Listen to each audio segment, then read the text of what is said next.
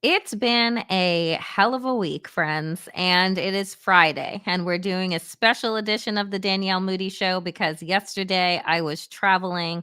So I hope that you all are here, tuned in, and ready to count down the final days until this election.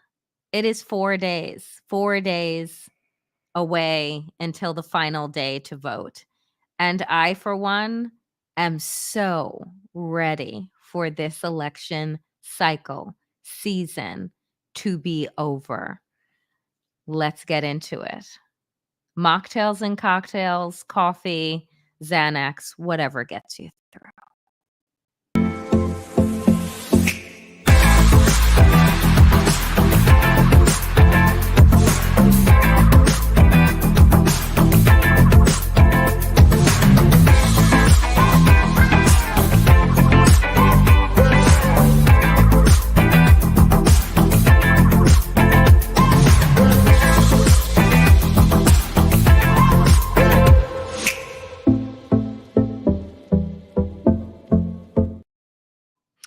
Hello, dear friends, and welcome to the Danielle Moodie Show. Thank you all for tuning in today on a Friday. Normally, just note for viewers that may be new, the Danielle Moodie Show airs Monday through Thursday, 5 p.m. Eastern, but I missed yesterday because I was down in Washington, D.C., doing some work. Actually, the show that I was taping is up now, or should be, on Al Jazeera English, and really great conversation that I went down to DC to have with a friend of mine, Mark Lamont Hill, on his show.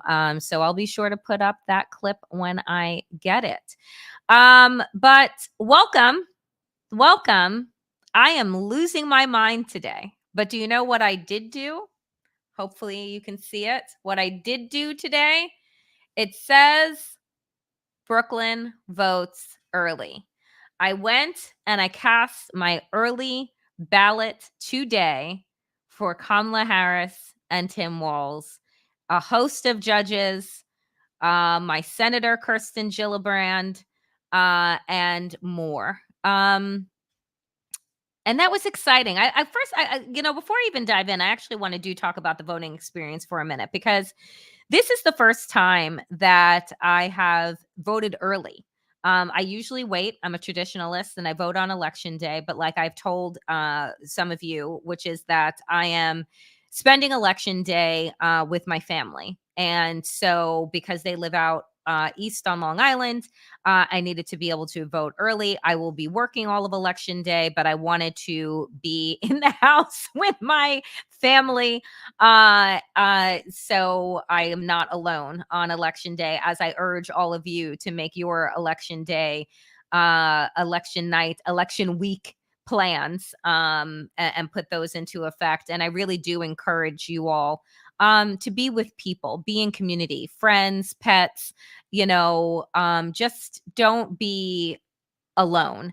Why is everything blurry? I'm in a different part of my apartment because I have folks working in my apartment today. So that's why it's blurry. But like, I shouldn't be blurry, but what's behind me should be blurry. So hopefully that's the case and I'm not blurry. Otherwise, that's weird. Um, all right. Well, let's get into the latest news. Some of you were here at 12 p.m. Eastern with Wajahat and I for Democracy Ish. So you heard part of what has happened, but let's see what's happened in the few hours since I've been off air. I mean, Jesus Christ, should I just have a 24-hour channel? It'll be like the Truman Show, but the Danielle Moodie Show. It'll just be me losing my mind throughout the day. But breaking news. Arizona AG is now investigating Trump's comments about Liz Cheney as a possible death threat. So earlier today on Democracy Ish, we went through what Donald Trump said. I'm not playing the video again because I really don't like giving this MFer air. I think it is a waste of my time. But basically what he said was, quote, let's put her, talking about Liz Cheney, with a rifle standing there with 9 barrels shooting at her. Let's see how she feels about it. You know, when the guns are trained on her face. So you have these people right now, Kellyanne Conway, Republican senators on television wanting to talk to us about the fact that, and by talk to us, I mean lie directly to our faces or gaslight us or sane wash Donald Trump and tell us that, oh, he didn't mean violence. He didn't mean this, that, and the other thing. Meanwhile, what did the media do for the last 2 days? Talking about Joe Biden calling people garbage. Donald Trump is literally talking about killing his political opponent. He has also talked about, you know, putting her in a public trial and then sending her to Guantanamo.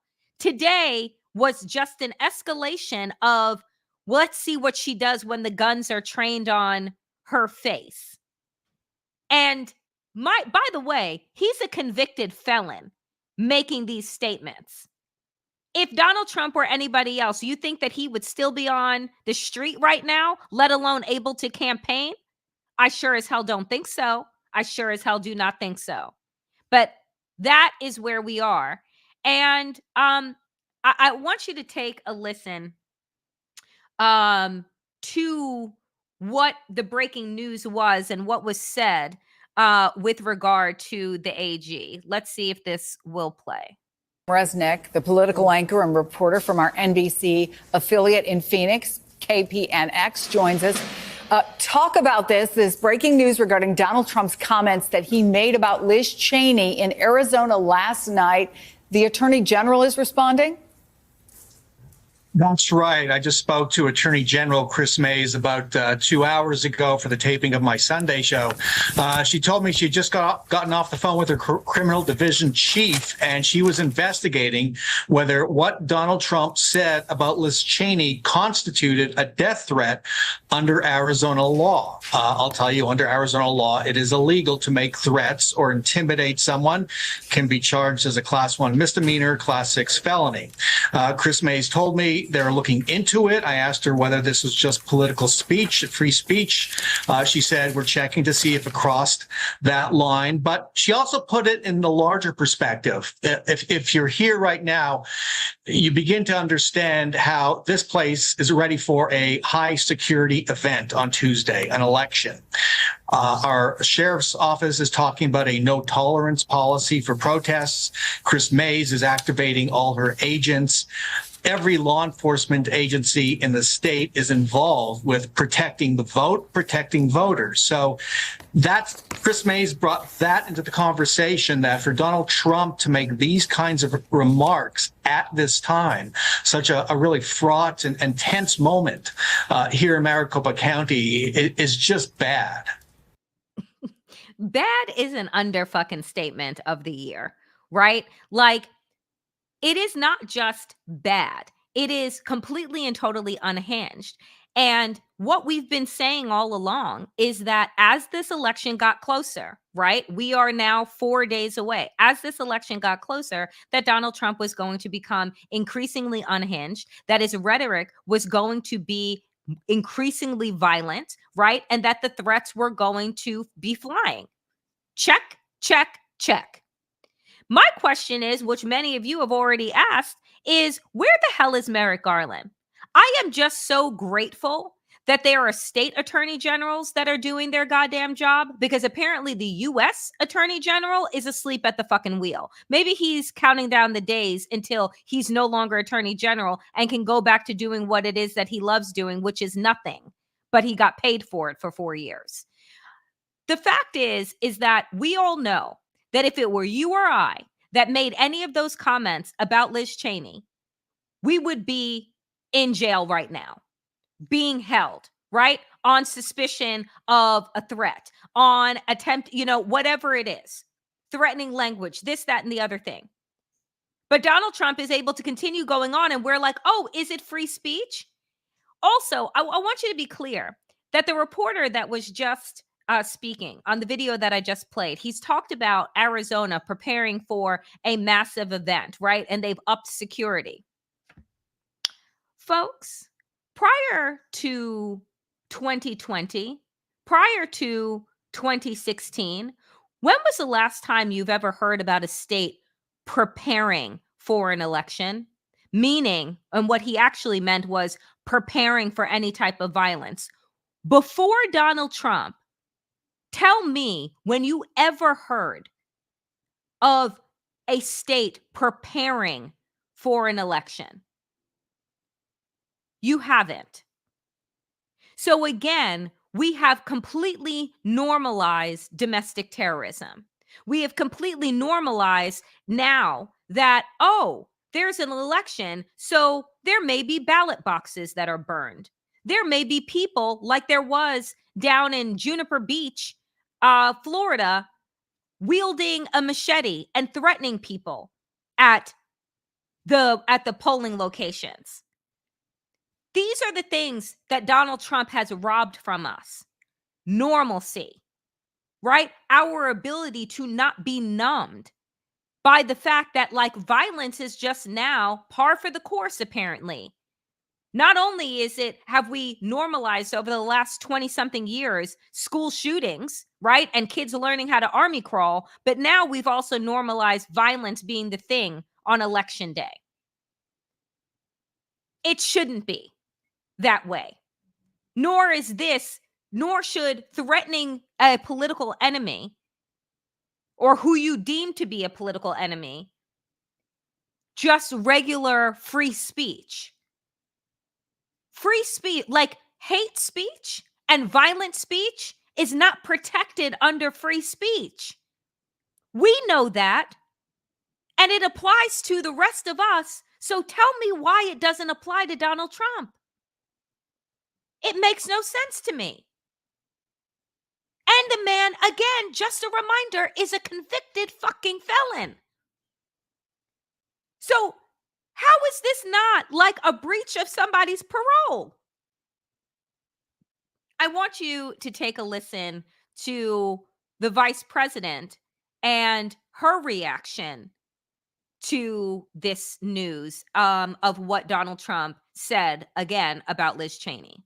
Worse, he has increased his violent rhetoric, Donald Trump has, about political opponents, and in great detail, suggested rifles should be trained on former Representative Liz Cheney. This must be disqualifying. Anyone who wants to be president of the United States who uses that kind of violent rhetoric is clearly disqualified and unqualified to be president. Representative Cheney is a true patriot who has shown extraordinary courage in putting country above party. Trump is increasingly, however, someone who considers his political opponents the enemy, is permanently out for revenge, and is increasingly unstable and unhinged. His enemies list has grown longer, his rhetoric has grown more extreme, and he is even less focused than before on the needs and the concerns and the challenges facing the American people. I have also thought a lot about what this means in terms of our standing in the world. As Vice President, I have represented the United States of America around the world. And what I know is that when we walk in those rooms representing the United States of America, we have the earned and self-appointed authority to then talk about the importance of democracy, the importance of rule of law. And as a result, people around the world who are fighting for freedom and opportunity hold us up as a model. America deserves better than what Donald Trump is offering. America deserves a president who understands our role and responsibility to our people and to the rest of the world to be a model. And my question is, like, is this going to receive wall-to-wall coverage? Because again, we wasted 2 days in the media, and still today, they're talking about Joe Biden's comments about Tony Hinchcliffe and calling his comments about the people of Puerto Rico garbage. And this needed to be headline after headline. News flash to corporate mainstream media. Joe Biden is not running for re-election. Joe Biden's comments are not a reflection of Kamala Harris's comments. And even if they were, can somebody please run the fucking tapes of Donald Trump calling his political opponents vermin, saying that people are, quote, infecting the blood of the country, telling us that Haitians in Springfield, Ohio are eating the pets and eating the dogs, calling everybody stupid and trash and garbage, and saying that people need to be thrown in Guantanamo, having chants about lock her up. I mean, the list goes on. So why, again, is mainstream media making Joe Biden the news? The news is that in 4 fucking days, Donald Trump could be president of the United States. What is he going to do with former Representative Liz Cheney then? Is anybody going to be safe? Is Hillary Clinton going to be put before some military tribunal? Is Kamala Harris, because she had the audacity to run for office? Like, the stupidity, the ignorance, the sane washing, the gaslighting. I mean, folks, the list goes on and on and on. I have never understood how, when you see danger and you have a platform to alert people of that danger, that you say, nah, they're fine. Nah, they're good. They'll figure it out. You had the Wall Street Journal recently write up a piece about endorsing Donald Trump and saying that, oh, he couldn't have possibly put together a coup because he's too stupid, but somehow you should still vote for him? Folks, make that make sense, please, because it doesn't. It does not at all. 4 days. 4 days, and Donald Trump is talking about guns pointed at Liz Cheney. And Liz Cheney's response, very clear. She says in this tweet here, quote, "This is how dictators destroy free nations. They threaten those who speak against them with death. We cannot entrust our country and our freedom to petty, vindictive, cruel, unstable man who wants to be a tyrant.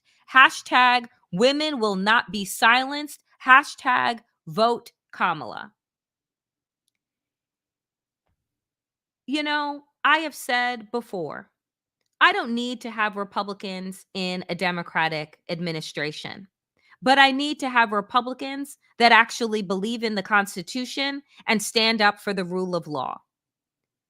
And that is what Liz Cheney and, frankly, her father, who Darth Vader, complete menace to this country, brought us into a war that he lied about. Even he got his shit together enough to be able to say that Donald Trump is a threat to our democracy, a threat to our country, and is ruining our standing in the world. Because that's the other thing, friends. It isn't just about us. This election is not just about America. It is about who we are in the world, what we represent, the possibility that we represent.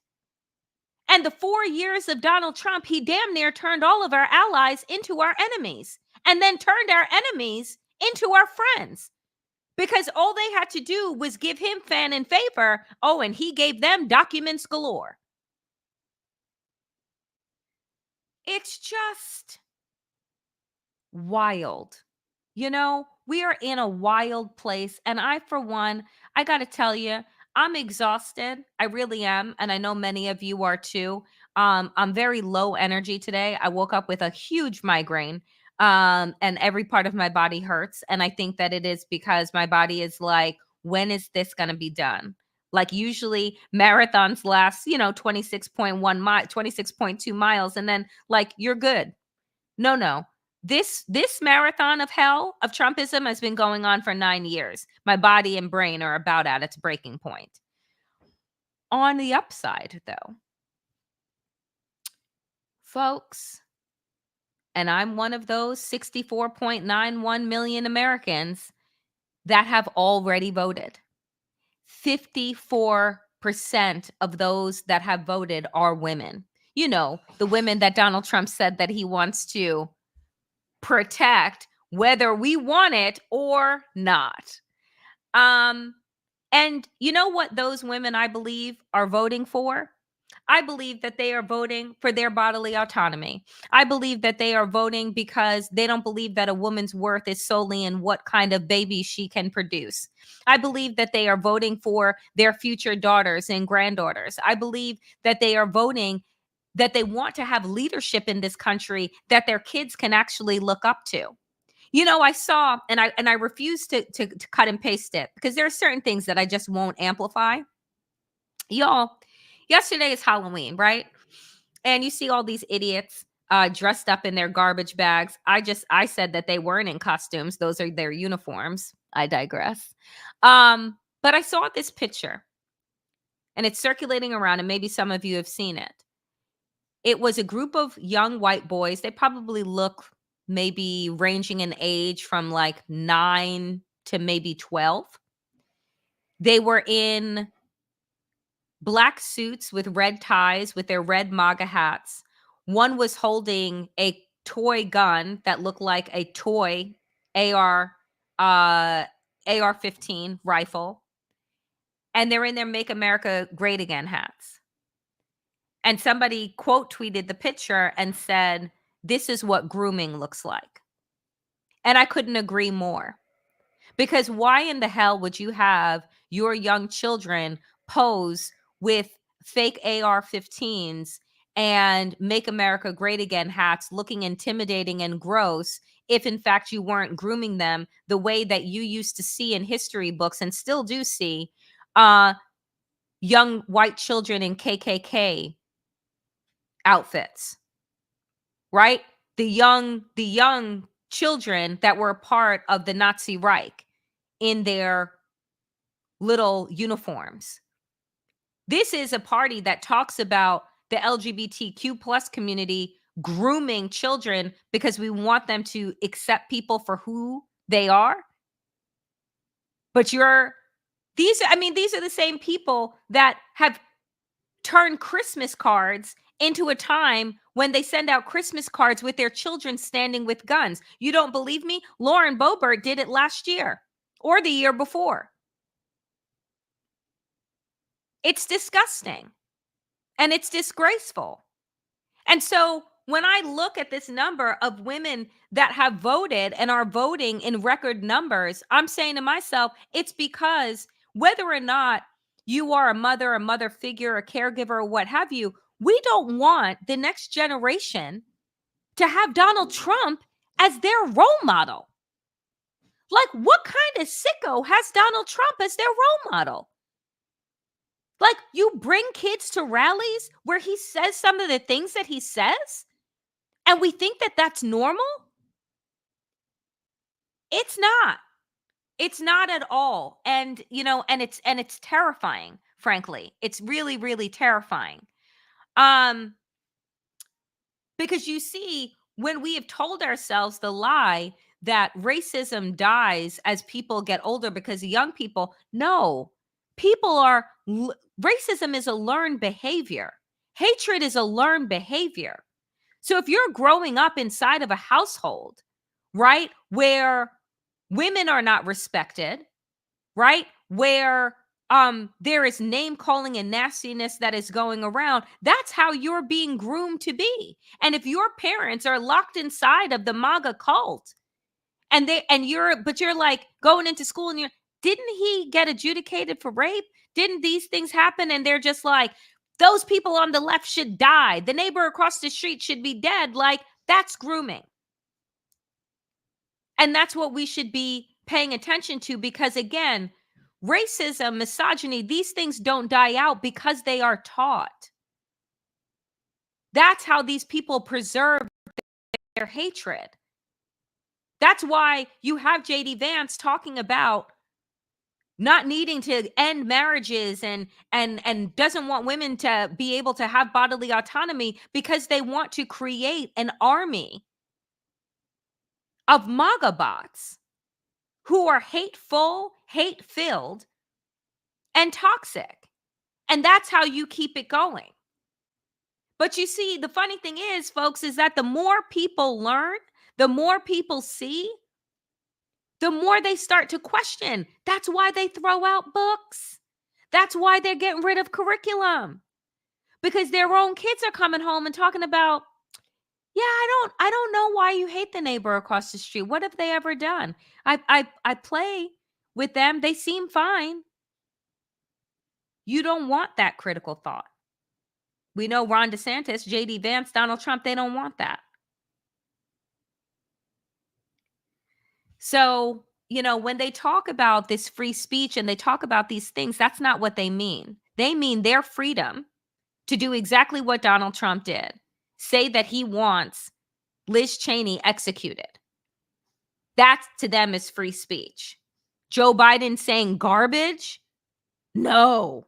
He should be forced to resign over that. Donald Trump talking about executing a political enemy? A-okay. Speaking of free speech,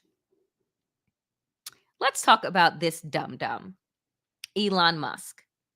So Elon Musk has been he's handed out, I think right now, $14 million in prizes to people who will sign up for his pledge, a pledge that will say that they stand by free speech and gun rights, right? Free speech and gun rights. Again, Elon Musk's idea of free speech is being able to threaten and harass trans people, to threaten and harass Black people and people of color. That's why he bought Twitter, so that he could destroy an organizing tool. So Elon Musk is being sued by the Democratic Philadelphia district attorney. And Elon Musk, tried to get it removed, the case removed, does it sound familiar? From state court into federal court. I wonder where he got that idea from. Why would you want it to be moved to federal court? Oh, because there will be friends on that court, right? There'll be Republicans on there that may throw the whole thing out. There may be a bunch of Aileen Cannons on there, right? Like Donald Trump's friend down in Mar-a-Lago who won't recuse herself from the documents case, right? So, well, the judges said, yeah, no, this case is going to be tried in Pennsylvania, in Philadelphia, because you targeted registered voters in Pennsylvania. So maybe Elon Musk should have thought twice about it. He did not. And so he is supposed to, so this was blocked earlier this week. And so this case will play out in Pennsylvania, and Elon Musk will have to do what other people do that are sued, which is show up. So as we close out today, folks, I want to say this and put this up because I want us to have some reminders about how we mentally prepare for the coming week. John Cooper tweeted this. I will read it out, which says, I just got off of a Zoom call with the Harris campaign, and I want to share this info with my followers. We're in a good position to win, but this election may not play out like recent ones have. Late polls will be all over the map. Votes will be counted slowly, and the lead in key states may fluctuate over the course of Tuesday night, Wednesday morning, and throughout the days to follow. Please stay calm, confident, and focused on turning out the vote and winning this election. I just want us to prepare ourselves mentally and emotionally for the weeks ahead. They are going to be some of the hardest weeks we have faced as a country. If we thought 2020 was bad, which is what he is alluding to in that tweet, this is going to be worse. Donald Trump has already filed lawsuits in Pennsylvania saying that there is, vote ballot stealing and ballot changes that are happening. They're already seeding the ground for their lawsuits. We know that the election is not going to be decided on Tuesday night. So just get yourself emotionally, spiritually, physically prepared and grounded to be able to make it through, because you're going to feel like this, up and down and up and down, right? And that's why I say, even still, to gather with your friends and your people in your community on Tuesday, because you'll need to get that strength, right? You'll need to be with each other, right? To be next to other humans and not just online, and know that, like, we're going to get through this, because we have no choice, friends. I hope that things work out in our favor, but know that regardless, we will get through it. We will get to the other side. I want to put this up because this was funny. A little haha as we close out. Max said, I have friends asking me election night plans, wanting to have a little party or go to a bar. And I'm just here like, I will probably be in my apartment with MSNBC on the TV and multiple election websites on my laptop as I scroll Twitter on my phone and clutch a glass of whiskey trying to get through the night. That is 100% the truth. But I also want to leave us with this today, which is a reminder of beauty. That was the sunset I actually saw a piece of when I got back to New York, as I was headed home. And it was absolutely gorgeous. And you can see in the distance is a Lady Liberty in the harbor, and just an absolutely beautiful sunset. And Mike said, vote to save her, which is vote to save our liberty, to save our freedom, to save our democracy, to save ourselves and future generations to come. I thank you all so very much for tuning in on this pop-up, the Danielle Moodie Show, on a Friday. Again, usually we do this on Monday through Thursday, 5 p.m. Eastern. So for those that are watching on Twitter or on Mary's channel, please do come over here to the Danielle Moodie channel. Like and subscribe. The algorithms love this. It really helps us grow.